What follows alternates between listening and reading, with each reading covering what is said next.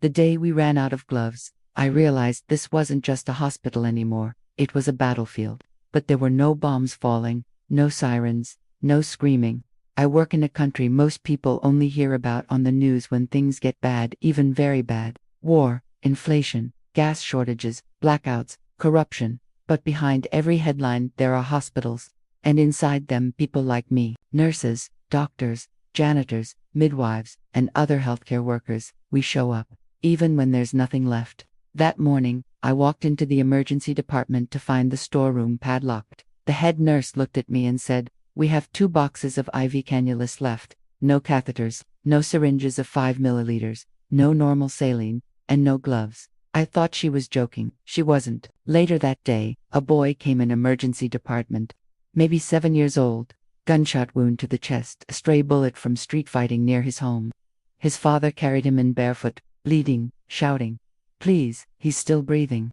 There was no chest tube in stock, no working suction, no portable x-ray. We made a makeshift drain out of a feeding tube, taped it to a reused collection bottle. I was handed a pair of gloves someone had washed with Dettol and dried on a window pane. I put them on, prayed they wouldn't tear.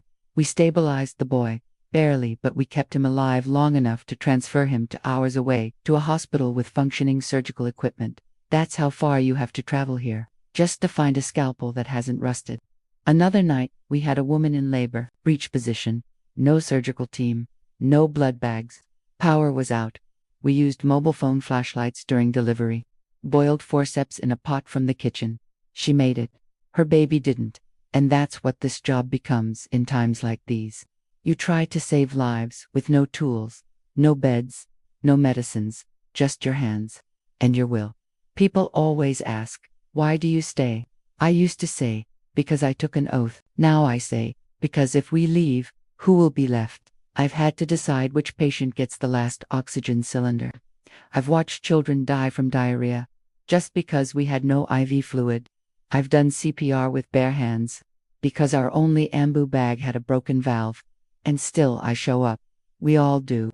Because even in the dark, even with bare hands, we try. We will continue this until we are able to do it. Learning lessons for healthcare workers in safer areas. Never take your supplies for granted and use it wisely, and avoid misuse of supplies. Every roll of gauze, every working syringe, every glove is a privilege someone else might be praying for. Stay humble, stay grateful, wherever you are. Never complain about limited resources in your organization. Learning lessons from medical and nursing students. You are being trained in systems of abundance. Learn how to think, improvise, and adapt, because one day, it might be just you and your instincts. The best nurses and doctors aren't just skilled, they're resourceful. Learning lessons for the public. Health systems collapse quietly. It's not always dramatic, it's shelves going empty, lights going out, workers walking away, out of exhaustion. Advocate, donate, support, because once a hospital breaks, rebuilding takes decades. Closing reflection. In my country, the war isn't always on the streets. Sometimes, it's in the supply room, in the silence of an empty shelf, in the guilt of choosing one life over another. But I'm still here, we're still here. Not because we're heroes, but because we can't imagine walking away. We are silent scrubs, and some stories are built not on what we have, but on what we refuse to give up.